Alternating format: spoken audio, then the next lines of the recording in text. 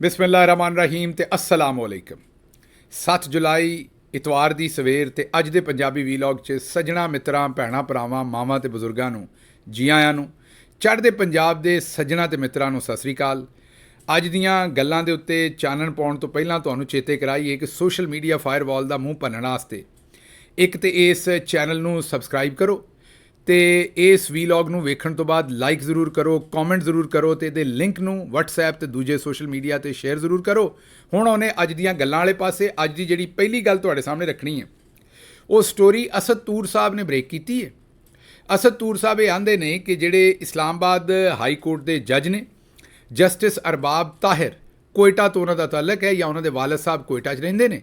ਉਹ ਕਹਿੰਦੇ ਨੇ ਕਿ ਜਿਸ ਵੇਲੇ ਟੈਰੀਅਨ ਵਾਈਟ ਕੇਸ ਉਹਨਾਂ ਦੇ ਸਾਹਮਣੇ ਲਾਇਆ ਹੋਇਆ ਸੀ, ਤੁਹਾਨੂੰ ਅਸਾਂ ਪਹਿਲਾਂ ਵੀ ਕਈ ਵਾਰੀ ਦੱਸਿਆ ਵੀ ਇਹ ਪਾਕਿਸਤਾਨੀ ਇਸਟੈਬਲਿਸ਼ਮੈਂਟ ਨੇ ਇਮਰਾਨ ਖਾਨ ਨੂੰ ਗੰਦਾ ਕਰਨ ਵਾਸਤੇ ਇਹ ਕੇਸ ਵੀ ਬਣਾਇਆ ਸੀ। ਇੱਦਤ ਔਰ ਨਿਕਾਹ ਦੇ ਕੇਸ ਤੋਂ ਪਹਿਲਾਂ ਟੈਰੀਅਨ ਵਾਈਟ ਕੇਸ ਬਣਾਇਆ ਗਿਆ ਸੀ ਔਰ ਇਹ ਪਹਿਲਾਂ ਇੱਕ ਰੁਕਨੀ ਬੈਂਚ ਨੇ ਚੁੱਕ ਕੇ ਇਹਨੂੰ ਬਾਹਰ ਮਾਰਿਆ ਸੀ ਕਿ ਕੇਸ ਇਸ ਕਾਬਲ ਨਹੀਂ ਕਿ ਸੁਣਿਆ ਜਾਏ।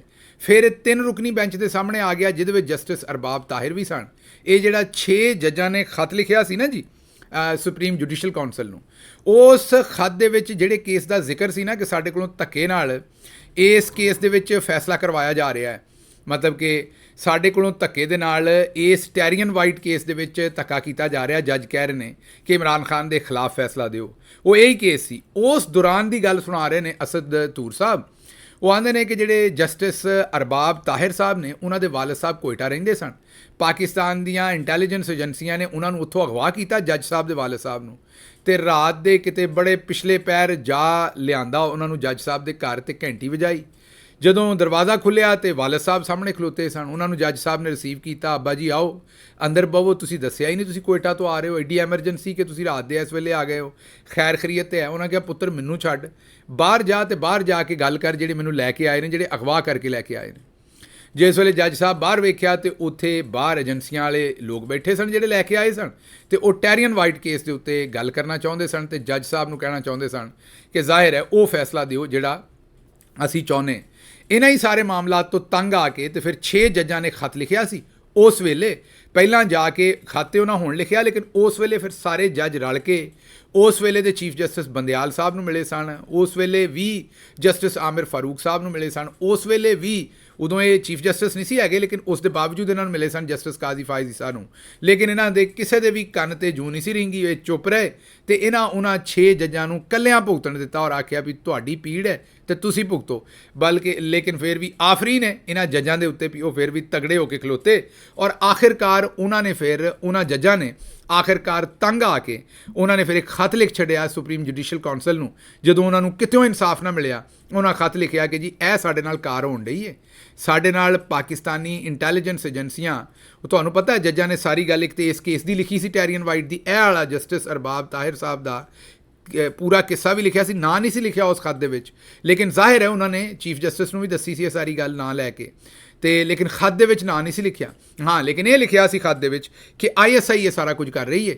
ਤੇ ਜਸਟਿਸ ਅਰਬਾਬ ਤਾਹਿਰ ਸਾਹਿਬ ਦੇ ਇਸ ਕਿੱਸੇ ਤੋਂ ਇਲਾਵਾ ਉਹਨਾਂ ਦੱਸਿਆ ਸੀ ਵੀ ਜਿਹੜੇ ਜੱਜ ਰਬਾਨੀ ਸਾਹਿਬ ਸਨ, ਐਡੀਸ਼ਨਲ ਨਹੀਂ ਬਲਕਿ ਫੁੱਲ ਸੈਸ਼ਨ ਜੱਜ ਸਨ ਇਸਲਾਮਾਬਾਦ ਦੇ, ਉਹਨਾਂ ਦੇ ਘਰ 'ਚ ਬੰਬ ਸੁੱਟੇ ਗਏ ਸਨ। ਇਸੇ ਤਰੀਕੇ ਨਾਲ ਲੋਕਾਂ ਦੇ ਅਜ਼ੀਜ਼ਾਂ ਨੂੰ ਅਗਵਾ ਕਰਕੇ ਉਹਨਾਂ ਨੂੰ ਕਰੰਟ ਲਾਇਆ ਗਿਆ ਸੀ, ਉਹਨਾਂ ਦੇ ਬੈਡਰੂਮ ਦੇ ਵਿੱਚ ਕੈਮਰੇ ਲਾਏ ਗਏ ਸਨ। ਇਹ ਸਾਰਾ ਕੁਝ ਖਤ ਦੇ ਵਿੱਚ ਉਹਨਾਂ ਲਿਖਿਆ। ਹੁਣ ਜਿਹੜੀ ਅਗਲੀ ਖਬਰ ਹੈ ਉਹ ਵੀ ਇਹਦੇ 'ਚੋਂ ਹੀ ਨਿਕਲਦੀ ਹੈ। ਉਹ ਖਬਰ ਜਿਹੜੀ ਹੈ ਉਹ ਜਰਨਲਿਸਟ ਨੇ ਵਸੀਮ ਮਲਿਕ ਸਾਹਿਬ ਉਹਨਾਂ ਦੀ ਹੈ। ਵਸੀਮ ਮਲਿਕ ਸਾਹਿਬ ਕਹਿੰਦੇ ਨੇ ਕਿ ਥੋਕ ਦੇ ਹਿਸਾਬ ਨਾਲ ਇਸ ਵੇਲੇ ਜਿਹੜੇ ਸੁਪਰੀਮ ਜੁਡੀਸ਼ੀਅਲ ਕਾਉਂਸਲ 'ਚ ਰੈਫਰੈਂਸ ਦਾਇਰ ਹੋ ਰਹੇ ਨੇ। ਤੁਹਾਨੂੰ ਪਤਾ ਹੀ ਹੈ ਕਿ ਜਦੋਂ ਵੀ ਕੋਈ ਜੱਜ ਇਹਨਾਂ ਦੇ ਕਾਬੂ ਨਹੀਂ ਆਉਂਦਾ, ਪਹਿਲਾਂ ਤਾਂ ਉਸ ਜੱਜ ਨੂੰ ਖਰੀਦਣ ਦੀ ਕੋਸ਼ਿਸ਼ ਕਰਦੇ ਨੇ। ਜੇ ਉਹ ਵਿਕਣ ਵਾਲਾ ਨਾ ਹੋਵੇ ਤੇ ਫਿਰ ਇਹ ਉਹਨੂੰ, ਜਿਸ ਤਰ੍ਹਾਂ ਜਸਟਿਸ ਸ਼ਹਿਜ਼ਾਦ ਮਲਿਕ ਸਾਹਿਬ ਜਿਹੜੇ ਚੀਫ ਜਸਟਿਸ ਸਨ ਲਾਹੌਰ ਹਾਈ ਕੋਰਟ ਦੇ, ਤੇ ਇਹਨਾਂ ਦੇ ਕਾਬੂ ਨਹੀਂ ਸੀ ਆਉਣ ਡਏ। ਉਹ ਇਹਨਾਂ ਦੇ ਕਹਿਣ ਦੇ ਉੱਤੇ ਫਾਰਮ 47 ਜਿਹੜੇ ਜਾਲੀ ਸਨ ਉਹਨਾਂ ਦੇ ਉੱਤੇ ਝੂਠੇ ਫੈਸਲੇ ਨਹੀਂ ਸੀ ਕਰਨ ਡਏ। ਬਾਜੀ ਚੀਫ ਮਿਨਿਸਟਰ ਦੀ ਉੱਥੋਂ ਛੁੱਟੀ ਹੋਣ ਲੱਗੀ ਸੀ ਪੰਜਾਬ ਤੋਂ, ਮੈਨੂੰ ਉਹ ਤਿਹਾਰੀ ਉਹਦੇ ਕੋਲ ਕੋਈ ਫਾਰਮ 45 ਤੇ ਹੈ ਨਹੀਂ। ਅਦਾਲਤਾਂ ਨੇ ਅਸਲ ਫਾਰਮ 45 ਮੰਗ ਲਏ ਸੀ ਤੇ ਇਸ ਸੂਰਤ ਹਾਲ 'ਚ ਬਾਜੀ ਦੇ ਕੋਲੋਂ ਫਾਰਮ ਤੇ ਦਿੱਤੇ ਨਹੀਂ ਸੀ ਜਾਣੇ ਤੇ ਬਾਜੀ ਨੇ ਹੋ ਜਾਣਾ ਸੀ ਫਾਰਗ। ਇਹਨਾਂ ਹਾਲਾਤ ਦੇ ਵਿੱਚ ਉਹਨਾਂ ਨੇ ਇਹ ਗੱਲ ਸੋਚੀ ਕਿ ਅਸੀਂ ਜਾਣਾ ਮਾਰੇ ਤੇ ਇੱਥੋਂ ਜਸਟਿਸ ਸ਼ਹਿਜ਼ਾਦ ਮਲਿਕ ਸਾਹਿਬ ਕੋਲੋਂ ਜਾਨ ਛੁਡਾਓ। ਹੁਣ ਜਾਨ ਛੁਡਾਉਣ ਦੇ ਦੋ ਤਰੀਕੇ ਸਨ। ਇੱਕ ਸੀ ਕਿ ਉਹਨਾਂ ਦੇ ਖਿਲਾਫ ਰੈਫਰੈਂਸ, ਲੇਕਿਨ ਰੈਫਰੈਂਸ ਦੇ ਉੱਤੇ ਕਈ ਮਹੀਨੇ ਲੱਗ ਜਾਂਦੇ ਨੇ। ਪਹਿਲਾਂ ਰੈਫਰੈਂਸ ਫਾਈਲ ਹੁੰਦਾ ਹੈ, ਫਿਰ ਉਹਦੀ ਜ਼ਾਹਿਰ ਹੈ ਸਮਾਤ ਹੋਏਗੀ, ਉਹ ਕਰਦਿਆਂ ਕਰਾਉਂਦਿਆਂ ਉਹਨੇ ਚਿਰ ਦੇ ਵਿੱਚ ਇਹ ਜਨਾਬੇ ਵਾਲਾ ਕੁੰਡਾ ਹੋ ਜਾਣਾ ਸੀ ਇਹਨਾਂ ਦਾ। ਇਹ ਰਗੜੇ ਜਾਣੇ ਸਨ ਥੱਲੇ ਜਿੰਨੇ ਵੀ ਫਾਰਮ 47 ਵਾਲੇ, ਅਤੇ ਬਾਜੀ ਨੇ ਫਾਰਗ ਹੋ ਜਾਣਾ ਸੀ ਚੀਫ ਮਿਨਿਸਟਰੀ ਤੋਂ। ਇਹਨਾਂ ਹਾਲਾਤ ਦੇ ਵਿੱਚ ਉਹਨਾਂ ਫਿਰ ਕਿਹਾ ਕਿ ਜੀ ਜਸਟਿਸ ਸ਼ਹਿਜ਼ਾਦ ਮਲਿਕ ਸਾਹਿਬ ਨੂੰ ਤੇ ਅਪਲਿਫਟ ਕਰੋ ਅਤੇ ਉੱਤੇ ਲੈ ਜਾਓ ਸੁਪਰੀਮ ਕੋਰਟ। ਉਹਨਾਂ ਨੇ ਉਹਨਾਂ ਨੂੰ ਫੌਰੀ ਤੌਰ 'ਤੇ ਸੁਪਰੀਮ ਕੋਰਟ ਦਾ ਜੱਜ ਬਣਾ ਕੇ ਅਤੇ ਹਲਫ ਦਵਾ ਕੇ ਉੱਥੇ ਲੈ ਗਏ। ਥੱਲੇ ਉਹਨਾਂ ਜਗ੍ਹਾ ਖਾਲੀ ਛੱਡ ਲਈ ਅਤੇ ਥੱਲੇ ਉਹਨਾਂ ਨੇ ਹੁਣ ਆਪਣਿਆਂ ਨੂੰ ਆਪਣੀ ਮਰਜ਼ੀ ਕੀਤੀ। ਵੇਖੀਏ ਕੀ ਬਣਦਾ। ਜਸਟਿਸ ਆਲੀਆ ਨੀਲਮ ਸਾਹਿਬਾ ਨੂੰ ਚੀਫ ਜਸਟਿਸ ਬਣਾਇਆ। ਉਹ ਜ਼ਾਹਿਰ ਹੈ ਜਸਟਿਸ ਸ਼ੁਜਾਤ ਔਰ ਜਸਟਿਸ ਜਿਹੜੇ ਬਾਕਰ ਨਜਫੀ ਉਹ ਸੀਨੀਅਰ ਤਰੀਨ ਸਨ, ਦੋਵਾਂ ਨੂੰ ਛੱਡ ਕੇ ਜਸਟਿਸ ਆਲੀਆ ਨੀਲਮ ਸਾਹਿਬਾ ਨੂੰ ਚੀਫ ਜਸਟਿਸ ਬਣਾਇਆ। ਵੇਖਦੇ ਹੁਣ ਜਸਟਿਸ ਆਲੀਆ ਨੀਲਮ ਸਾਹਿਬਾ ਜਸਟਿਸ ਸ਼ਹਿਜ਼ਾਦ ਮਲਿਕ ਤਰ੍ਹਾਂ ਆਈਨ ਔਰ ਕਾਨੂੰਨ 'ਤੇ ਫੈਸਲੇ ਕਰਦੀਆਂ ਨੇ ਜਾਂ ਉਹ ਇਹਨਾਂ ਦੀ ਮਰਜ਼ੀ 'ਤੇ ਫੈਸਲੇ ਕਰਦੀਆਂ ਨੇ। ਪਰ ਇਹ ਹੋਇਆ। ਲੇਕਿਨ ਹੁਣ ਜਿਹੜੀ ਵਸੀਮ ਮਲਿਕ ਸਾਹਿਬ ਦੀ ਖਬਰ ਹੈ ਨਾ ਜੀ, ਉਹ ਬੜੀ ਇੰਟਰਸਟਿੰਗ ਹੈ। ਉਹ ਆਉਂਦੇ ਨੇ ਕਿ ਇਕੱਲੇ ਜਸਟਿਸ ਸ਼ਹਿਜ਼ਾਦ ਮਲਿਕ ਨਹੀਂ, ਬਲਕਿ ਥੋਕ ਦੇ ਹਿਸਾਬ ਨਾਲ ਹਰ ਉਹ ਜੱਜ ਜਿਹੜਾ ਇਹਨਾਂ ਦੇ ਰਾਜ ਖਲੋਂਦਾ ਉਹਦੇ ਉੱਤੇ ਇਹ ਜੁਡੀਸ਼ੀਅਲ ਕੌਂਸਲ ਦੇ ਵਿੱਚ ਰੈਫਰੈਂਸ ਫਾਈਲ ਕਰ ਰਹੇ ਨੇ, ਦੂਸਰੇ ਲਫ਼ਜ਼ਾਂ ਦੇ ਵਿੱਚ ਕੇਸ ਦਰਜ ਕਰਾ ਰਹੇ ਨੇ, ਤਾਂ ਕਿ ਜਿਵੇਂ ਜਸਟਿਸ ਮਜ਼ਾਹਰ ਅਲੀ ਅਕਬਰ ਨਕਵੀ, ਚੇਤੇ ਕਰੋ ਸੁਪਰੀਮ ਕੋਰਟ ਦੇ ਜੱਜ ਸਨ, ਉਹਨਾਂ ਦੇ ਖਿਲਾਫ ਰੈਫਰੈਂਸ ਫਾਈਲ ਕਰਕੇ ਤੇ ਉਹਨਾਂ ਨੂੰ ਫਾਰਗ ਕੀਤਾ ਸੀ। ਫਿਰ ਉਹੋ ਜਿਹੀ ਹਾਲਾਤ ਪੈਦਾ ਕਰਕੇ ਤੇ ਜਸਟਿਸ ਇਜਾਜ਼ੁਲ ਅਹਿਸਨ ਨੂੰ ਵੀ ਅਸਤੀਫਾ ਦਵਾਇਆ ਸੀ।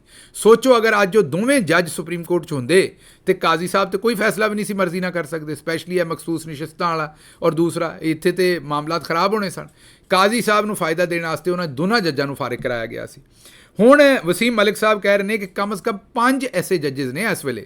ਜਸਟਿਸ ਮਲਿਕ ਸ਼ਹਿਜ਼ਾਦ ਅਹਿਮਦ ਖਾਨ, ਉਹ ਤੁਹਾਨੂੰ ਦੱਸ ਹੀ ਚੁੱਕੇ ਹਾਂ ਅਸੀਂ। ਜਸਟਿਸ ਮੋਹਸਨ ਅਖਤਰ ਕਿਆਨੀ, ਉਹ ਵੀ ਤੁਹਾਨੂੰ ਪਤਾ ਦਬੰਗ ਜੱਜ ਨੇ, ਬੜਾ ਟਿਕਾਊ ਫੈਸਲਾ ਕਰਦੇ ਨੇ। ਉਹਨਾਂ ਨੇ ਵੀ ਤੁਹਾਨੂੰ ਪਤਾ ਅਹਿਮਦ ਫਰਾਦ, ਉਹ ਉਠਾ ਲਓ ਵਾਲੇ ਜਿਹੜੇ ਸ਼ਾਇਰ ਨੇ, ਉਹਨਾਂ ਨੂੰ ਜਿਸ ਤਰੀਕੇ ਨਾਲ ISI ਦੇ ਕੋਲੋਂ ਬਰਾਮਦ ਕਰਵਾਇਆ। ਉਸ ਤੋਂ ਬਾਅਦ ਜਸਟਿਸ ਤਾਰਕ ਮਹਿਮੂਦ ਜਹਾਂਗੀਰੀ, ਇਹ ਜਹਾਂਗੀਰੀ ਸਾਹਿਬ ਜਿਹੜੇ ਨੇ, ਇਹ ਤੁਹਾਨੂੰ ਪਤਾ ਹੈ ਇਸ ਵੇਲੇ ਜਿਹੜੇ ਟ੍ਰਿਬਿਊਨਲ ਨੇ ਉਹਦੇ ਵਿੱਚ ਫਾਰਮ 45 ਤੇ 47 ਵਾਲੇ ਜਿਹੜੇ ਕੇਸ ਨੇ ਉਹ ਸੁਣ ਰਹੇ ਨੇ। ਅਤੇ ਕਾਸ਼ਫ ਅਬਾਸੀ ਸਾਹਿਬ ਦੀ ਖਬਰ ਇਹ ਹੈ ਕਿ ਜਿਹੜੇ ਨੂਨ ਲੀਗ ਦੇ ਜਾਲੀ MNA ਨੇ 3 ਸੀਟਾਂ ਤੋਂ, ਅਗਰ ਟ੍ਰਿਬਿਊਨਲ ਨਾ ਬਦਲਿਆ ਔਰ ਜਹਾਂਗੀਰੀ ਸਾਹਿਬ ਹੀ ਚੱਲਦੇ ਰਹੇ ਤੇ ਉਹ ਅਸਤੀਫੇ ਦੇ ਦੇਣਗੇ, ਕਿਉਂਕਿ ਉਹਨਾਂ ਕੋਲ ਫਾਰਮ 45 ਨਹੀਂ ਹੈਗੇ, ਉਹ ਹਾਰ ਜਾਣਗੇ। ਉਸ ਤੋਂ ਬਾਅਦ ਜਸਟਿਸ ਬਾਬਰ ਸੱਤਾਰ, ਤੁਹਾਨੂੰ ਪਤਾ ਹੈ ਕਿ ਉਹ ਰਿਕਾਰਡਿੰਗ ਵਾਲੇ ਕੇਸ ਦੇ ਵਿੱਚ ਉਹਨਾਂ ਨੇ ਅੱਗੇ ਹੀ ਮੇਜਰ ਜਨਰਲ ਰਿਟਾਇਰਡ ਹਫੀਜ਼ੁਰ ਰਹਿਮਾਨ ਦੇ ਖਿਲਾਫ ਔਰ ਉਹਨਾਂ ਦੇ ਮੈਂਬਰ ਦੇ ਖਿਲਾਫ ਤੋਹੀਨੇ ਅਦਾਲਤ ਦੇ ਸ਼ੋਕਾਜ਼ ਨੋਟਿਸ ਜਾਰੀ ਕੀਤੇ ਹੋਏ ਨੇ। ਉਹ ਵੀ ਕਾਬੂ ਨਹੀਂ ਆਉਣ ਡਏ ਇਹਨਾਂ ਦੇ ਕੋਲੋਂ, ਉਹ ਵੀ ਡਰਨ ਨਹੀਂ ਡਏ, ਉਹ ਵੀ ਮਰਜ਼ੀ ਦੇ ਫੈਸਲੇ ਕਰਨ ਡਏ ਨੇ। ਅਤੇ ਆਖਿਰ 'ਤੇ ਜਸਟਿਸ ਅਰਬਾਬ ਮੁਹੰਮਦ ਤਾਹਿਰ, ਉਹ ਵੀ ਤੁਹਾਨੂੰ ਪਤਾ ਹੈ ਕਿ ਉਹਨਾਂ ਦੇ ਬਾਰੇ ਵੀ ਇਹਨਾਂ ਨੇ ਹੁਣ ਰੈਫਰੈਂਸ ਹੀ ਫਾਈਲ ਕੀਤੇ ਨੇ।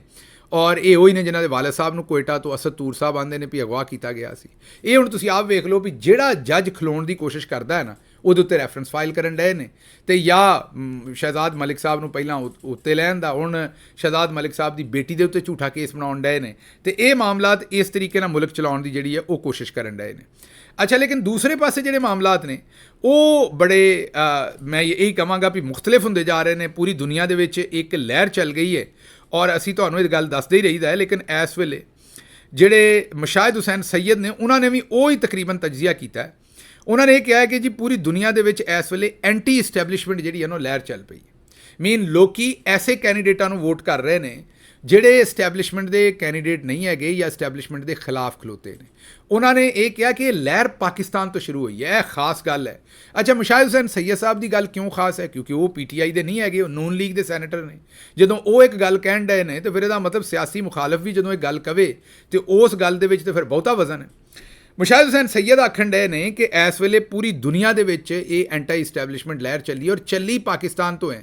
ਜਿਵੇਂ ਇਸਟੈਬਲਿਸ਼ਮੈਂਟ ਪਾਕਿਸਤਾਨ 'ਚ ਤੁਹਾਨੂੰ ਪਤਾ ਸ਼ਬਾਜ਼ ਸ਼ਰੀਫ ਤੇ ਆਸਿਫ ਜ਼ਰਦਾਰੀ ਤੇ ਇਹਨਾਂ ਸਾਰੇ ਹੀਰਿਆਂ ਨੂੰ ਲਿਆਉਣਾ ਚਾਹੁੰਦੀ ਸੀ, ਪਰ ਆਵਾਮ ਖਲੋ ਗਈ ਤੇ 8 ਫਰਵਰੀ ਨੂੰ ਉਹਨਾਂ ਵੋਟ ਪਾ ਛੱਡੇ। ਉਹਨਾਂ ਆਖਿਆ ਇਸੇ ਤਰਜ਼ ਨਾਲ ਪੂਰੀ ਦੁਨੀਆ 'ਚ ਕੰਮ ਹੋ ਗਿਆ ਔਰ ਗੱਲ ਦਰੁਸਤ ਵੀ ਹੈ। ਅਗਰ ਤੁਸੀਂ ਗੌਰ ਕਰੋ ਤੇ ਈਰਾਨ ਦੇ ਵਿੱਚ ਵੀ ਕੱਲ੍ਹ ਹੀ ਇਹ ਹੋਇਆ, ਜਿਸ ਵੇਲੇ ਉੱਥੇ ਕੱਲ੍ਹ ਔਰ ਪਰਸੋਂ ਇੰਤਖਾਬੀ ਨਤਾਇਜ ਆਏ ਨੇ ਤੇ ਉੱਥੇ ਵੀ ਜਿਹੜੇ ਡਾਕਟਰ ਮਸੂਦ ਨੇ, ਜਿਹੜੇ ਹਾਰਟ ਸਰਜਨ ਨੇ, ਉਹ ਵੀ ਇਸਟੈਬਲਿਸ਼ਮੈਂਟ ਦੇ ਉਮੀਦਵਾਰ ਨਹੀਂ। ਉਹਨਾਂ ਨੇ 54% ਵੋਟ ਲਏ ਨੇ ਤੇ ਜਿੱਤ ਗਏ ਨੇ। ਹਾਰਨ ਵਾਲੇ ਉਮੀਦਵਾਰ ਇਸਟੈਬਲਿਸ਼ਮੈਂਟ ਦੇ ਸਨ, ਉਹਨਾਂ ਨੂੰ 44%, 44%, 44% ਵੋਟ ਮਿਲੇ ਨੇ ਤੇ ਜਿੱਤਣ ਵਾਲੇ ਨੂੰ 54%। ਤੇ ਇਹ ਤੁਸੀਂ ਆਪ ਵੇਖ ਲਓ ਵੀ ਉੱਥੇ ਵੀ ਇਹ ਹੁਣ ਜਿਹੜੇ ਮਸੂਦ ਸਾਹਿਬ ਨੇ, ਡਾਕਟਰ ਮਸੂਦ ਇਹ ਸਰਜਨ ਨੇ, ਹਾਰਟ ਸਰਜਨ ਨੇ, ਪਹਿਲੇ ਵਜ਼ੀਰ ਸਿਹਤ ਵੀ ਰਹੇ ਨੇ। ਔਰ ਇਹਨਾਂ ਆਉਂਦਿਆਂ ਹੀ ਇਸ ਗੱਲ ਦਾ ਐਲਾਨ ਕੀਤਾ ਹੈ ਕਿ ਇੱਕ ਜਵਾਦ ਜ਼ਰੀਫ ਹੁੰਦੇ ਸਨ ਪਹਿਲਾਂ ਫੋਰਨ ਮਿਨਿਸਟਰ ਈਰਾਨ ਦੇ, ਚੇਤੇ ਕਰੋ, ओबामा के ज़माने च हुंदे सन ते उन्होंने जिहड़ी एटॉमिक डील की सी, न्यूक्लीयर डील अमरीका दे नाल ईरान दी, वो जवाद ज़रीफ साहब ने उन्होंने पूरा किया सी, या उहदे उत्ते सारा अपना जिहड़ा वो हार्डवर्क करके या होमवर्क करके उन्होंने तोड़ अपड़ाया सी, और काफ़ी सारी रिलैक्सेशन, काफ़ी सारी स्पेस जिहड़ी है वो उन्होंने हासिल की सी उस वेले ईरान वास्ते। इन्हों ने डॉक्टर मसूद ने 3-4 वड्डे ऐलान किए हैं जिहड़े जिन्हां दी वजह तो ईरान दे विच काफ़ी तब्दीलियां होणगियां। पहला ऐलान तो इन्होंने ये किया है कि जी जिस वेले वो आउणगे, मतलब कि ये जिस वेले भी इत्थे पहुँचणगे, सदर बनणगे, अपना हलफ लैणगे, तो वो जवाद ज़रीफ साहब नूं अपना जिहड़ा है वो बनाउणगे सब तो पहले तो फॉरन मिनिस्टर, ताकि उत्थों ही काम शुरू कर सकन जवाद ज़रीफ साहब जिथे ये काम जिहड़ा वो रुकिया सी। अच्छा, हुण ये बड़ी इंटरस्टिंग गल है, अगर वाकई जवाद ज़रीफ साहब ने ये काम कर लिया तो तुसी आप फिर समझदार हो कि वो दोबारा वैस्ट दे नाल तल्लकात ते ठीक होणगे ईरान दे। दूसरी चीज़ जिहड़ी इहदे विच इंपॉर्टेंट है वो ये है कि सोशल मीडिया के उत्ते जिहड़ियां पाबंदियां ने वो भी इन्होंने चुकण का फैसला किया है। हाँ जी, इन्होंने आख्या है कि सोशल मीडिया के उत्ते जिहड़ियां पाबंदियां ने वो असी घट तो घट करांगे, और साडा जिहड़ा पूरे का पूरा एम होएगा वो ईरान नूं थोड़ा जिहा खोलना, वैस्ट दे नाल उहदे तल्लकात चंगे करना, सोशल मीडिया के उत्ते पाबंदियां खत्म करना, मीन जिहड़ी यूथ है उन्होंने वापस पॉलिटिक्स के नाल कनैक्ट करना, ये इन्होंने ऐलान किए हैं। जाहिर है इहदे नाल ईरान दे विच बड़ी तब्दीली आएगी। तीसरे पासे अमरीका वेख लो, अमरीका दे विच भी इस्टैबलिशमेंट के जिहड़े एंटी कैंडीडेट इस वेले ट्रंप साहब समझे जाते हैं उन्हां दी चढ़ाई है। तो अगर तुसी मोदी नाल भी इंज ही होया, मोदी भी इस्टैबलिशमेंट का कैंडीडेट सी, वो जित ते गया लेकिन बड़ी मुश्किल नाल जितया, उत्थे भी एंटी इस्टैबलिशमेंट वोट पिया। तो मुशाहिद हुसैन सैयद साहब का तजिया बड़ा खरा है कि एंटी इस्टैबलिशमेंट जिहड़े लोग ने वो उतां जा रहे हैं, तो ये देखने कि की ये मामलात हो रहे हैं। अच्छा जी, दूसरी जिहड़ी अगली खबर है वो तुहानूं पता ही है कि जलसा जिहड़ा वो कैंसल करवा दिता गया है, जिहड़ा इस्लामाबाद च होना सी, और अदालत की इजाज़त के बावजूद उस जलसे को कैंसल करवाया गया। हुण वेखने पाकिस्तान तहरीक इंसाफ अदालत च गई है, हुण अदालत की कोई तौहीने अदालत के केस शुरू कर दी है या नहीं कर दी, इस चीज़ में बहरहाल जो भी ये डिवेलपमेंट होएगी वो तुहाडे सामने रखांगे। बहरहाल ये जरूर है कि अदालत की इजाज़त के बावजूद पाकिस्तान तहरीक इंसाफ नूं जलसा करने की इजाज़त नहीं दी गई। अच्छा जी, अगली खबर जिहड़ी है वो ताजर दोस्त ਜਿਹੜੇ ने वो स्कीम जिहड़ी सी कि टैक्स ऐसा सिस्टम लियाउणा भी ताजर आप टैक्स के सिस्टम च रजिस्टर होण, वो तकरीबन फेल हो गई है हुकूमत की। सिर्फ 44,000 ताजर जिहड़े ने रजिस्टर्ड होए ने। हुण हुकूमत ने एक अनोखा फैसला किया है। हाँ जी, एडा अनोखा फैसला किया है कि उस उन्हें आख्या जी दुकान की कीमत के हिसाब नाल टैक्स लाउण मतलब कि दुकान की जिहड़ी कीमत होएगी ना, जिहड़ी दुकान की कीमत है ਉਹਦੇ ਹਿਸਾਬ ਨਾਲ ਟੈਕਸ ਲਾਉਣਾ ਦੁਕਾਨਦਾਰ ਦੇ ਉੱਤੇ, ਉਹਦੀ ਸੇਲ ਦੇ ਹਿਸਾਬ ਨਾਲ ਨਹੀਂ, ਉਹਦੇ ਕਾਰੋਬਾਰ ਧੰਦੇ ਦੇ ਹਿਸਾਬ ਨਾਲ ਨਹੀਂ ਕਿ ਉਹ ਕਿੰਨੇ ਪੈਸੇ ਕਮਾ ਰਿਹਾ, ਬਲਕਿ ਉਹਦੀ ਦੁਕਾਨ ਦੀ ਕੀਮਤ ਕਿੰਨੀ ਹੈ ਉਹਦੇ ਹਿਸਾਬ ਨਾਲ ਅਸੀਂ ਟੈਕਸ ਜਿਹੜਾ ਨਾ ਜੀ ਉਹ ਲਾਣਾ ਹੈ। ਤੇ ਇਹ ਹੁਣ ਦੇਖਨੇ ਇਹ ਕਿੰਨਾ ਕੁ ਤੋੜ ਚੜ੍ਹਦਾ। ਹੁਣ ਲੋਕੀ ਵੀ ਕੀ ਕਰਨ ਜਦੋਂ ਉਹ ਵੇਖਦੇ ਨੇ ਵੀ ਚੋਰ ਜਿਹੜੇ ਉੱਤੇ ਬੈਠੇ ਨੇ, ਤੁਹਾਨੂੰ ਮੈਂ ਪਿਛਲੇ ਹਫਤੇ ਹੀ ਤਾਂ ਦੱਸ ਕੇ ਹਟਿਆ ਵੀ ਉਹ 1.25 ਅਰਬ ਰੁਪਈਆ ਪਾਰਲੀਮੈਂਟ ਲਾਜਸ ਨੂੰ ਦੇ ਛੱਡਿਆ, 40 ਕਰੋੜ ਰੁਪਈਆ ਲਾਹੌਰ ਦੇ ਜਿਹੜੇ अपना कमिश्नर ऑफिस उन्होंने दे छड़िया। इस तरीके नाल कोई 2 अरब जारी किया है फेज़ 9 च घर बनाने वास्ते। चलता रहेगा काम, 3 करोड़ के टायर तो 3 अरब का हैलीकॉप्टर तो पता नहीं की कुछ। हुण ताजर ये सोचते हैं कि ये असी जो टैक्स देना ये भी तो लुटमार ही होनी है ना, तो सानू टैक्स देने की की लोड़, इहो जे टैक्स देने का की फायदा जिन्हें बाद लुटमार कर ली जानी जिहदे उत्ते। अच्छा जी, अगली एक इंटरस्टिंग सिचुएशन पैदा हुई। तुहानूं पता है भावें झूठे ने सच्चे ने, बहरहाल हुण जिते तो है ने ना। पाकिस्तान मुस्लिम लीग नवाज़ के 3 MNA फार्म 47 ते इस्लामाबाद तो जितवाए ने। जिते तो PTI वाले सन लेकिन जितवा लिया धक्के नाल वो 3। हुण जिहड़े भी इस्लामाबाद दे विच मनसूबे हुंदे ने जी तरक्कियाती, उन्हां दे इफ्तिताह हुंदे ने, ते हुण वो MNA आउणा चाहुंदे ने। हुण उत्थे कोई बसां शसां दा इफ्तिताह सी इस्लामाबाद दे विच, ਉਹਦੇ ਤੇ जनाब डॉक्टर तारक फजल चौधरी साहब ਜਿਹੜੇ फार्म 47 ਤੇ ਝੂਠੇ ਤਰੀਕੇ ਨਾਲ ਨੂਨ ਦੇ ਜਿੱਤੇ ਨੇ। ਬਹਰਹਾਲ ਚਲੋ ਜਿਸ ਤਰ੍ਹਾਂ ਵੀ ਨੇ MNA ਤੇ ਉਹ ਬਣੇ ਨੇ ਇਸ ਵੇਲੇ, ਉਹ ਆਉਣਾ ਚਾਹੁੰਦੇ ਸਨ। ਉਹਨਾਂ ਦਰਖਾਸਤ ਕੀਤੀ ਤੇ ਮੋਹਸਨ ਨਕਵੀ ਸਾਹਿਬ ਨੇ ਕਿਹਾ ਵੀ ਤੁਹਾਨੂੰ ਆਉਣ ਦੀ ਲੋੜ ਕੋਈ ਨਹੀਂ, ਘਰ ਹੀ ਬਵੋ ਤੁਸੀਂ, ਮਿਹਰਬਾਨੀ ਕਰੋ। ਮਤਲਬ ਕਹਿਣ ਦਾ ਇਹ ਹੈ ਕਿ ਉਹਨਾਂ MNA ਨੂੰ ਇੰਨੀ ਇਜਾਜ਼ਤ ਵੀ ਨਹੀਂ ਵਿਚਾਰਿਆਂ ਨੂੰ ਕਿ ਉਹ ਆ ਕੇ ਤੇ ਮਤਲਬ ਕਹਿਣ ਦਾ ਹੈ ਕਿ ਉਹ ਉਸ ਇਫਤਤਾਹ ਦੇ ਵਿੱਚ ਵਿਚਾਰੇ ਆ ਕੇ ਆਪਣੀ ਤਸਵੀਰ ਹੀ ਖਿਚਾ ਲੈਣ, ਆਪਣੇ ਹਲਕੇ ਦੇ ਲੋਕਾਂ ਨੂੰ ਦੱਸਣ ਕਿ ਜਨਾਬ ਇਹ ਕੰਮ ਅਸੀਂ ਕਰਵਾ ਰਹੇ ਹਾਂ। ਅੱਛਾ ਜੀ, ਅਗਲੀ ਖਬਰ ਜਿਹੜੀ ਹੈ ਉਹ ਹੈਗੀ ਹੈ ਜੀ ਅਹਿਮਦ ਫਰਾਦ ਸ਼ਾਇਰ, ਜਿਹੜੇ ਤੁਹਾਨੂੰ ਪਤਾ ਹੀ ਹੈ ਕਸ਼ਮੀਰ ਦੇ, ਚੁੱਕ ਲਿਆ ਸੀ ਜਿਨ੍ਹਾਂ ਨੇ ਕਿਹਾ ਸੀ ਇਸੇ ਉਠਾ ਲਓ ਮਸ਼ਹੂਰ ਨਜ਼ਮ। ਔਰ ਇਹ ਵੀ ਤੁਹਾਨੂੰ ਚੇਤੇ ਹੈ ਕਿ ਉਹ ਜਸਟਿਸ ਮੋਹਸਨ ਅਖਤਰ ਕਿਆਨੀ ਸਾਹਿਬ ਨੇ ਉਹਨਾਂ ਨੂੰ ਬਾਜ਼ਿਆਬ ਕਰਵਾਇਆ ਸੀ। ਉਹ ਆਪਣੇ ਖਾਨਦਾਨ ਦੀ ਗੱਡੀ ਤੇ ਜਾ ਰਹੇ ਸਨ ਘਰ ਵਾਲਿਆਂ ਦੇ ਨਾਲ। ਉਹਨਾਂ ਦੀ ਗੱਡੀ ਨੂੰ ਡਬਲ ਕੈਬਨ ਡਾਲੇ ਨੇ ਪਿੱਛੋਂ ਟੱਕਰ ਮਾਰੀ ਹੈ। ਮੇਰਾ ਖਿਆਲ ਉਹਨਾਂ ਨੂੰ ਹੁਣ ਕਤਲ ਕਰਨ ਦਾ ਮਨਸੂਬਾ ਹੋਏਗਾ, ਜ਼ਾਹਿਰ ਹੈ। ਉਹਨਾਂ ਉਹਦੀਆਂ ਤਸਵੀਰਾਂ ਵੀ ਸ਼ੇਅਰ ਕੀਤੀਆਂ ਨੇ ਔਰ ਦੱਸਿਆ, ਔਰ ਉਹਨਾਂ ਡਾਲੇ ਦਾ ਨੰਬਰ ਵੀ ਸ਼ੇਅਰ ਕੀਤਾ। ਉਹਨਾਂ ਕਿਹਾ ਜਿਹੜਾ ਡਾਲੇ ਦਾ ਨੰਬਰ ਹੈ ਉਹਨੂੰ ਜਿਸ ਵੇਲੇ ਚੈੱਕ ਕਰਵਾਇਆ ਤੇ ਉਹ ਉਸ ਨਾਂ ਤੇ ਹੈ ਹੀ ਨਹੀਂ, ਜਿਹੜੇ ਨਾਂ ਤੇ ਉਹ ਕਹਿਣ ਡਏ ਨੇ ਉਸ ਨਾਂ ਤੇ ਉਹਦਾ ਕੋਈ ਨਾਂ ਥਾ ਹੀ ਕੋਈ ਨਹੀਂ, ਮਤਲਬ ਕਿ ਪਤਾ ਹੀ ਕੋਈ ਨਹੀਂ, ਫੇਕ ਨੰਬਰ ਲੱਗਾ ਸੀ। ਤੇ ਇਹ ਤਾਂ ਫਿਰ ਜ਼ਾਹਿਰ ਹੈ ਉਹਨਾਂ ਨੂੰ ਫਿਰ ਰਾਹ ਤੋਂ ਹਟਾਉਣ ਦਾ, ਉਹਨਾਂ ਨੂੰ ਹੁਣ ਸਜ਼ਾ ਦੇਣ ਦਾ ਕਿ ਇਹ ਹਜੇ ਵੀ ਬੋਲਦਾ ਹੈ, ਇਹ ਹਜੇ ਵੀ ਖਲੋਤਾ ਹੈ, ਤੇ ਫਿਰ ਇਹਨੂੰ ਮਾਰ ਹੀ ਦਿਓ ਜਾਣ ਤੋਂ, ਇਹੀ ਕੰਮ ਕੀਤਾ ਜਾ ਰਿਹਾ। ਅੱਛਾ ਜੀ, ਅਗਲੀ ਜਿਹੜੀ ਖਬਰ ਹੈ ਉਹ ਤੁਹਾਡੇ ਸਾਹਮਣੇ ਰੱਖਣੀ ਹੈ ਕਿ ਜੋ ਇਸ ਵੇਲੇ ਲੈਸਕੋ ਸਾਰਫੀਨ ਜਿਹੜੇ ਨੇ ਉਹ ਓਵਰ ਬਿਲਿੰਗ ਕਰ ਰਹੇ ਨੇ, ਉਹਦੇ ਉੱਤੇ ਆਵਾਮ ਸਰਾਪਾ ਇਹਤਜਾਜ ਹੈ। ਫੈਸਲਾਬਾਦ ਤੋਂ ਅਸੀਂ ਤੁਹਾਡੇ ਸਾਹਮਣੇ ਰੱਖੀ ਸੀ ਖਬਰ ਪਹਿਲਾਂ। ਹੁਣ ਇਹ ਲੈਸਕੋ ਲਾਹੌਰ ਦੀ ਜਿਹੜੀ ਇਲੈਕਟ੍ਰਿਕ ਕੰਪਨੀ ਹੈ, ਲਾਹੌਰ 'ਚ ਵੀ ਇਹੀ ਹੋ ਰਿਹਾ। ਆਵਾਮ ਖੱਜਲ ਖਰਾਬ ਹੋ ਗਈ। 25,000 ਵਾਲੇ ਬੰਦੇ ਦਾ 50-50, 60-60, 70-70 ਹਜ਼ਾਰ ਬਿੱਲ ਹੈ। ਉਹਨਾਂ ਨੂੰ ਹੁਣ ਸਮਝ ਨਹੀਂ ਆਉਣ ਡਈ ਕਿ ਇਹ ਬਿੱਲ ਅਸੀਂ ਜਮ੍ਹਾਂ ਕਰਵਾਈਏ ਤੇ ਕਿਸ ਤਰ੍ਹਾਂ ਕਰਵਾਈਏ। ਲੇਕਿਨ ਇਹ ਜ਼ਾਹਿਰ ਹੈ ਉਹ ਇੱਥੇ ਤੇ ਜਿਹੜੀ ਉਹ ਇਸ ਵੇਲੇ ਬਦਮਾਸ਼ੀ ਤੁਸੀਂ ਇਹਨੂੰ ਕਹਿ ਸਕਦੇ ਹੋ, ਹੋਰ ਇਹਨੂੰ ਤੁਸੀਂ ਕੀ ਕਹਿਣਾ ਹੈ। ਤੇ ਉਹਨਾਂ ਨੂੰ ਕੋਈ ਖਿਆਲ ਤੇ ਹੈ ਨਹੀਂ ਕਿ ਅਸੀਂ ਕਰਨ ਕੀ ਨਏ। ਬਹਰਹਾਲ ਮੁਖਤਸਰ ਗੱਲ ਇਹ ਹੈ ਕਿ ਬਿੱਲ ਸ਼ਿਲ ਜਿਹੜੇ ਲੋਕਾਂ ਦੇ ਕੋਈ ਠੀਕ ਨਹੀਂ ਕਰ ਰਹੇ, ਤੇ ਲੈਸਕੋ ਵਾਲੇ ਜਿਹੜੇ ਨੇ ਉਹ ਪਰਚੇ ਵੀ ਲੋਕਾਂ ਦੇ ਦੇ ਰਹੇ ਨੇ। ਜਿਹੜੀ ਆਪ ਬਿਜਲੀ ਚੋਰੀ ਕਰਨ ਡਏ ਨੇ ਇਹਨਾਂ ਦੇ ਅਹਿਲਕਾਰ, ਉਹਨਾਂ ਦੇ ਉੱਤੇ ਕੋਈ ਗੱਲ ਨਹੀਂ। ਹੁਣ ਤੁਹਾਡੇ ਚਿੱਠੀ ਪੱਤਰਾਂ ਵਾਲੇ ਪਾਸੇ ਆ ਜਾਈਏ। ਸ਼ਾਇਦ ਵਿਰਕ ਸਾਹਿਬ ਕਹਿੰਦੇ ਨੇ ਕਿ ਅਸਲ ਇਸ਼ੂ ਜਿਹੜਾ ਹੈ ਨਾ, ਉਹ ਜਿਹੜੀ ਲੁੱਟੀ ਹੋਈ ਦੌਲਤ ਹੈ ਨਾ, ਉਹਨੂੰ ਵਾਪਸ ਲਿਆਉਣਾ ਜਿਹੜਾ ਨਾ ਅਸਲ ਇਸ਼ੂ ਹੈ ਪਾਕਿਸਤਾਨ ਦਾ। ਅਗਰ ਪਾਕਿਸਤਾਨ ਨੇ ਅਸਲ ਇਸ਼ੂ ਦੇ ਉੱਤੇ ਫੋਕਸ ਕਰਨਾ ਤੇ ਲੁੱਟੀ ਦੌਲਤ, ਇਹ ਤੁਹਾਡੀ ਗੱਲ ਬਿਲਕੁਲ ਠੀਕ ਹੈ। ਇੱਕ ਬੜੇ ਵੱਡੇ ਯੂਰਪੀ ਮੁਲਕ ਦਾ ਅੰਬੈਸਡਰ ਮੇਰੇ ਕੋਲ 3-4 ਵਾਰੀ ਘਰ ਮਿਲਣ ਆਇਆ, ਔਰ ਉਹਦਾ ਦਿਲ ਇਹ ਸੀ ਕਿ ਜਿਸ ਵੇਲੇ ਵਜ਼ੀਰ ਆਜ਼ਮ ਸਾਨ ਇਮਰਾਨ ਖਾਨ ਕਿ ਮੈਂ ਇਮਰਾਨ ਖਾਨ ਸਾਹਿਬ ਨੂੰ ਇਸ ਗੱਲ ਤੇ ਕਾਇਲ ਕਰਾਂ। ਮੈਂ ਪਹਿਲਾਂ ਵੀ ਤੁਹਾਨੂੰ ਦੱਸਿਆ ਸੀ ਕਿ ਜੀ ਇਹ ਜਿਹੜਾ ਤੁਸੀਂ ਇਹਤਸਾਬ ਤੇ ਜਨਾਬ ਚੋਰ ਤੇ ਡਾਕੂ ਇਸ ਗੱਲ ਨੂੰ ਛੱਡੋ, ਤੇ ਤੁਸੀਂ ਜਿਹੜਾ ਨਾ ਜਨਾਬ ਵਾਲੀ ਕੋਸ਼ਿਸ਼ ਇਹ ਕਰੋ ਕਿ ਬਸ ਜਿਹੜਾ ਨਾ ਉਹ ਬਸ ਡਿਵੈਲਪਮੈਂਟ ਤੇ ਫੋਕਸ ਕਰੋ। ਡਿਵੈਲਪਮੈਂਟ ਜਿਵੇਂ ਇਸ ਵੇਲੇ ਮਰੀਮ ਬਾਜੀ ਜਿਹੜੀ ਹੈ, ਉਹ ਮੇਰਾ ਮਤਲਬ ਹੈ ਕਿ ਕਿਕਬੈਕਸ ਲੈਣ ਵਾਸਤੇ ਕਿਤੇ ਇਹ ਬਣਾ ਰਹੀਆਂ ਨੇ ਤੇ ਕਿਤੇ ਉਹ ਬਣਾ ਰਹੀਆਂ ਨੇ। ਇਹ ਹੀ ਉਹਨਾਂ ਮੈਨੂੰ ਮਸ਼ਵਰਾ ਦਿੱਤਾ, ਤੇ ਮੈਂ ਉਹਨਾਂ ਨੂੰ ਪੁੱਛਿਆ ਵੀ ਜਨਾਬ ਅਲੀ ਤੁਹਾਡੇ ਮੁਲਕ ਦੇ ਵਿੱਚ ਅਗਰ ਕੋਈ ਇੰਜ ਪੈਸੇ ਖਾਦੇ ਹੋਣ ਕਿਸੇ ਨੇ, ਉਹਦੀ ਪਹਿਲਾਂ ਅਕਾਊਂਟੇਬਿਲਿਟੀ ਕਰੋਗੇ ਕਿ ਪਹਿਲਾਂ ਇਕਨੋਮਿਕ ਗਰੋਥ ਦੇ ਉੱਤੇ ਫੋਕਸ ਕਰੋਗੇ? ਤੇ ਉਹ ਚੁੱਪ ਕਰ ਗਏ, ਜਵਾਬ ਉਹਨਾਂ ਦੇ ਕੋਲ ਕੋਈ ਨਹੀਂ ਸੀ। ਤੁਹਾਡੀ ਗੱਲ ਠੀਕ ਹੈ ਜੀ। ਅਗਲੀ ਖਬਰ ਜਿਹੜੀ ਹੈ ਉਹ ਤੁਹਾਡੇ ਸਾਹਮਣੇ ਰੱਖਣੀ ਹੈ ਕਿ ਮਲਾਖੜਾ ਉਹਨਾਂ ਆਖਿਆ ਜੀ ਸਿੰਧੀ 'ਚ ਕੁਸ਼ਤੀ ਨੂੰ ਆਖਦੇ ਨੇ। ਬਿਲਕੁਲ ਇਹਦੇ 'ਚ ਗੱਲ ਠੀਕ ਹੈ ਤੁਹਾਡੀ, ਉਹ ਮਲਾਖੜਾ ਕੁਸ਼ਤੀ ਨੂੰ ਆਖਦੇ ਨੇ, ਲੇਕਿਨ ਮਲਾਖੜਾ ਜਿਹੜਾ ਨਾ ਉਹ ਬਹਿਸ ਨੂੰ, ਉਹ ਡਿਬੇਟ ਨੂੰ ਵੀ ਆਖਦੇ ਨੇ। ਉਹ ਇੱਕ ਡਰਾਮਾ ਸੀ ਨਾ ਜਦੋਂ ਜਾਨੂ ਜਰਮਨ ਦਾ ਮਲਾਖੜਾ ਹੋਇਆ ਸੀ, ਉਹ ਜ਼ਰਾ ਗੂਗਲ ਕਰੋਗੇ ਤਾਂ ਤੁਹਾਨੂੰ ਪਤਾ ਲੱਗ ਜਾਏਗਾ ਕਿ ਮਲਾਖੜਾ ਇਸ ਚੀਜ਼ ਨੂੰ ਆਖਿਆ ਜਾਂਦਾ। ਅੱਛਾ ਜੀ, ਅਗਲਾ ਕੌਮੈਂਟ ਹੈ ਉਹਨਾਂ ਕਿਹਾ ਜੀ ਗੁੱਜਰ, ਇਹ ਗੁੱਜਰਾਂ ਤੇ ਬੜੀ ਤੁਸੀਂ ਸੂਈ ਰੱਖ ਲਈ ਅੱਜ ਕੱਲ੍ਹ, ਨਾ ਕਰੋ ਯਾਰ, ਬਾਕੀ ਬਰਾਦਰੀਆਂ ਤੇ ਵੀ ਗੱਲ ਕਰੋ। ਉਹਨਾਂ ਕਿਹਾ ਗੁੱਜਰ ਬੜੀ ਪਿਆਰੀ ਬਰਾਦਰੀ ਹੈ, ਤਿਆਰਾ ਹਵਾਈ ਜਹਾਜ਼ ਨੂੰ ਕਹਿੰਦੇ ਨੇ, ਤੇ ਹਮਾਰੇ ਗੁੱਜਰ ਭਾਈ ਆਪਣੀ ਬੱਸੋਂ ਕੋਈ ਗੁੱਜਰ ਤਿਆਰਾ ਕਹਿ ਦਿੰਦੇ ਨੇ। ਮੁਹੰਮਦ ਇਕਬਾਲ ਸਾਹਿਬ, ਇਹ ਇਸੇ ਤਰ੍ਹਾਂ ਹੀ ਹੈ ਜਿਸ ਤਰ੍ਹਾਂ ਤੂੰ ਮੇਰਾ ਵੀਰ, ਭਾਵੇਂ ਤੇਰਾ ਰੰਗ ਮੇਰੇ ਵਰਗਾ ਹੀ ਹੋਵੇ, ਪਰ ਮਾਂ ਨੇ ਤੈਨੂੰ ਚਾਂਦੀ ਆਖਣਾ ਆਪਣਾ ਕਿ ਮੇਰਾ ਚੰਨ ਵਰਗਾ ਪੁੱਤਰ। ਉਹ ਭਾਵੇਂ ਮਤਲਬ ਲੋਕਾਂ ਦਾ ਭਾਵੇਂ ਤੈਨੂੰ ਤੇ ਮੈਨੂੰ ਵੇਖ ਕੇ ਮੇਰਾ ਵੀਰ ਤਰਾਹ ਨਿਕਲ ਜਾਏ, ਪਰ ਮਾਂ ਵਾਸਤੇ ਤਾਂ ਤੂੰ ਵੀ ਚਾਨੀ ਹੈ ਨਾ। ਐਵੇਂ ਗੁੱਜਰ ਵੀ ਰਾਜ਼ੀ ਹੋ ਕੇ ਆਪਣੀ ਬੱਸ ਨੂੰ ਤਿਆਰਾ ਆਖ ਦਿੰਦੇ ਨੇ, ਤੇ ਆਖਣ ਦੇ ਤੈਨੂੰ ਐਡੀ ਕਿਹੜਾ ਮੇਰਾ ਮਤਲਬ ਮਸਲਾ ਮੇਰਾ ਵੀਰ।